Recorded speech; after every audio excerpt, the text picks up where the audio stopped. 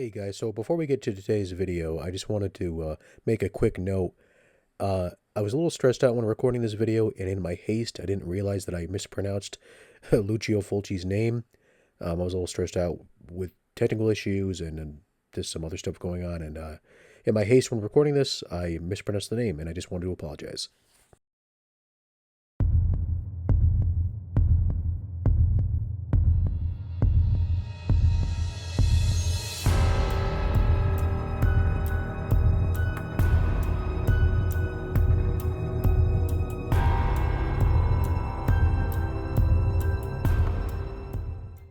Hey everybody, my name is Eric and welcome back to Carnage Reviews. We're going back to some Italian horror, but this time we're looking at Italian horror by the master of gore, Lucio Fulci. And we're looking at one of my favorite Lucio Fulci films, House by the Cemetery. House by the Cemetery was of course directed by Fulci, and it stars Katrina McCool, Paolo Malco, Giovanni Frezza, and Silvia Colentina. Before we get to the review, though, please consider subscribing to the channel. It's the best way to keep up to date with everything going on here at Carnage Reviews. Just hit that subscribe button and then hit the little bell notification, and you'll be notified when I upload new content. And if you end up enjoying today's video, also please consider tapping that like button. Also, just a side note here, you may notice that this video looks a little different than my other videos have in the past. I just got a new camera, and I'm still working out the bells and whistles of it, so I'm still working on that, but I think overall my videos are going to start to look a lot better. So, enjoy. Stephen, where are you? Please answer me. Steve! In this house, what you don't know will hurt you.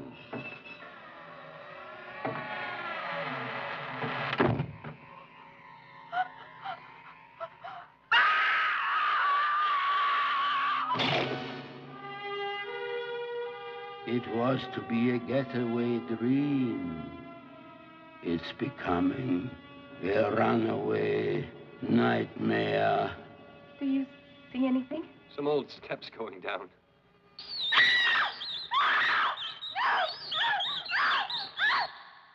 He has been awaiting the arrival of his new guests. One by one, they are disappearing. One by bloody one. No! No!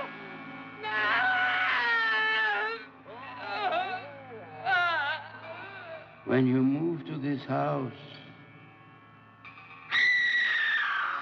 before you get locked in, There's someone in here, read Mommy! the fine print.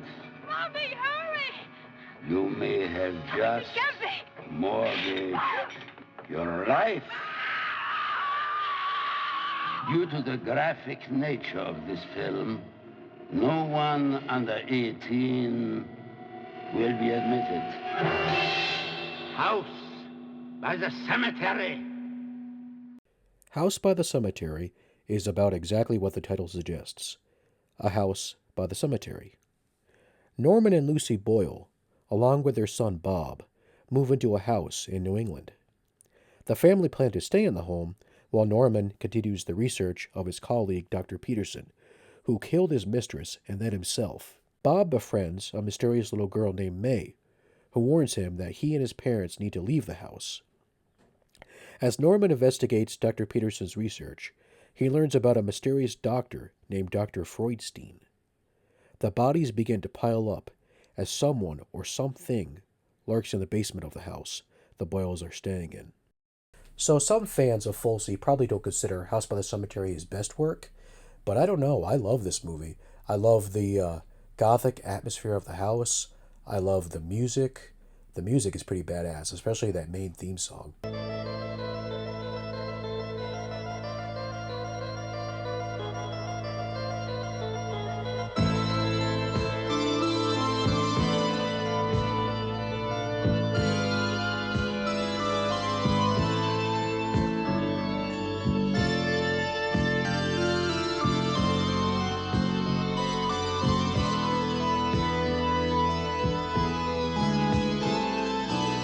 I like the way the movie's shot, and I like the use of rack focus in the movie too. Fulci really loves his rack focus. That and eye shots. He really loves his eye shots. The sound in this movie is very effective as well too. There's actually several scenes where there's like children crying from the basement of the house, and it's very effective and it's very creepy.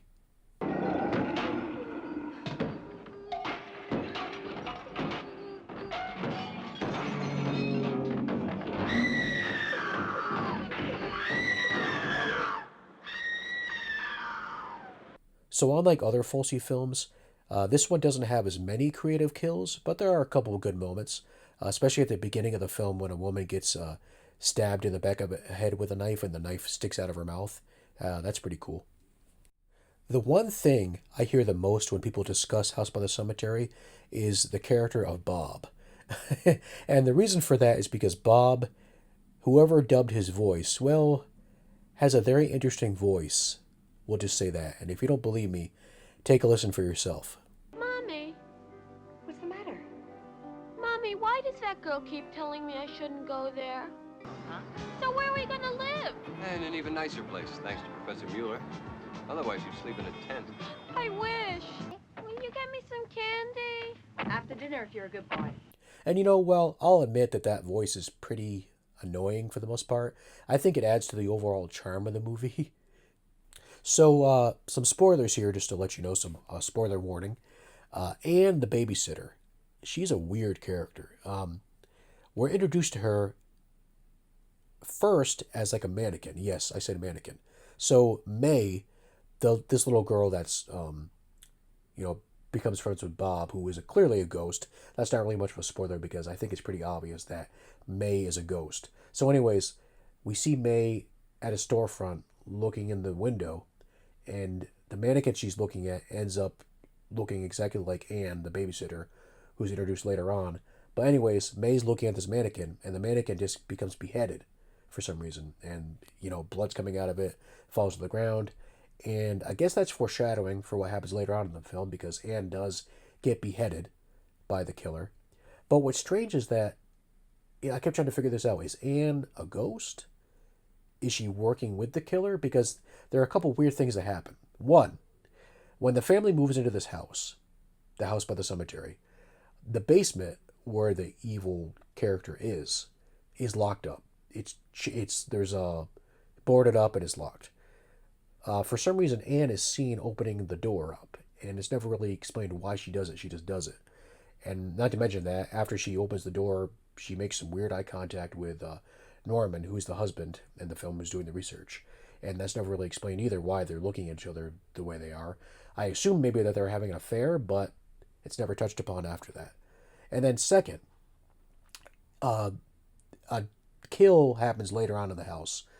Somebody gets killed, and Anne is seen cleaning up the blood afterwards. Why is Anne doing this? It doesn't really make any sense, especially when she gets beheaded, later on in the film. But we see her cleaning up the blood from the killer, and then later on she gets killed. It doesn't really quite make any sense. I was thinking that maybe she's helping the killer, or maybe she's a ghost and she was supposed to get killed all along, but it's just very strange how that happens. So, as you probably can see, there's not really much of a plot here. It doesn't really make a whole lot of sense. The plot that there is very thin, super thin, but as long as you don't go in thinking about it too much, I don't think it'll take away from the enjoyment of the movie. Fulci films really aren't known for their plots. It's more about what's happening on screen rather than the explanation of what's happening on screen, if that makes sense. And going back to Anne for a second, and, again, spoiler warning here. As I mentioned before, Anne gets beheaded in the film. What I like, though, is that we see her dead body later on in the film, and we see her body like being hung from a hook, I think, or something like that. And she's headless, of course, because she was beheaded. But right below her body, perfectly positioned, is her severed head. I like how the killer is very feng shui, Another random thing I just thought about, Lucy, the wife, she goes to the grocery store, and I noticed that when she sets the bags on the table in the kitchen, I noticed that there's a slogan, on the grocery bags, and I really like that slogan. I think that's some good marketing. I really adore this movie. While it's probably not the best example of a Fulci film, I mean, I like it. I mean, it's got good atmosphere, it's got great music, it's got a, for what there is, it's got a good story. It's a classic horror story of, that don't go in the basement, there's something in the basement type of vibe. It's just a great film, I think. And it's, for me, it's a comfort movie. For some reason, I find this movie strangely comforting. So I think if you go into House by the Cemetery not expecting things to be explained very well, if at all, I think you'll enjoy it like I do. If you haven't seen a Fulci film before, I would recommend probably watching Zombie or The Beyond first. However, with that said, I think House by the Cemetery is a solid film.